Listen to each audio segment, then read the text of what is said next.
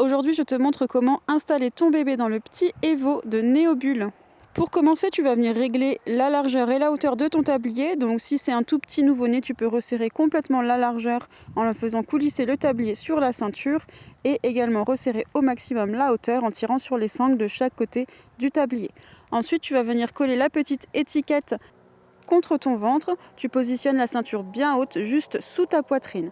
Tu viens clipser dans ton dos et ensuite tu resserres la ceinture afin qu'elle tienne correctement mais sans trop te comprimer la poitrine non plus. Tu vérifies bien que le porte-bébé est centré au milieu. Ensuite, tu récupères ton bébé que tu vas venir positionner avec les genoux plus haut que les fesses en le positionnant devant la ceinture. Tu remontes le tablier sur son dos en faisant en sorte que ses fesses aillent bien profondément dans le tablier et non pas juste remonter le tablier sur son dos. Tu prends ensuite une bretelle que tu vas venir positionner sur ton épaule et ensuite la même chose avec l'autre bretelle. Tu peux bien ramener les bretelles vers l'arrière afin que ça remonte bien le tablier sur le dos de ton bébé.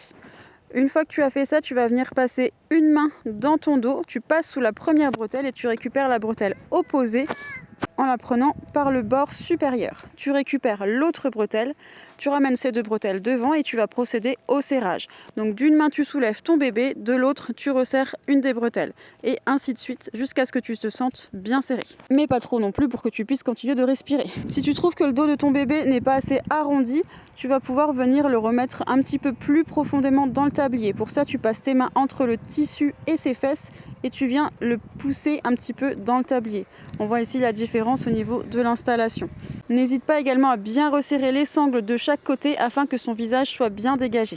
C'est vraiment quelque chose de primordial pour un portage en toute sécurité. Tu vas pouvoir également, pour ton confort, venir déployer les bretelles sur tes épaules.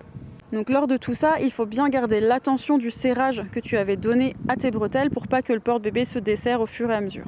Ensuite, tu vas pouvoir passer les pans sous les jambes de bébé et venir faire des twists sous ses fesses afin de pouvoir repasser les bretelles plus basses que ses pieds, donc au niveau de tes hanches, et faire un double nœud dans ton dos. Tu peux également, si tu le souhaites, venir déployer les pans sur ses fesses. Donc tu passes les pans au creux des genoux, tu gardes le surplus au creux des genoux et tu déploies légèrement le tissu sur le dos de ton bébé.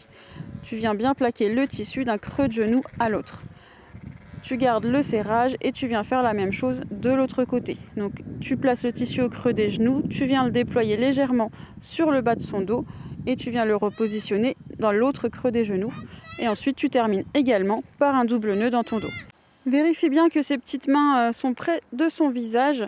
Après, s'il veut vraiment les laisser tomber en bas, tu vas pas le forcer à les garder près de son visage. Tu fais un petit peu comme tu peux.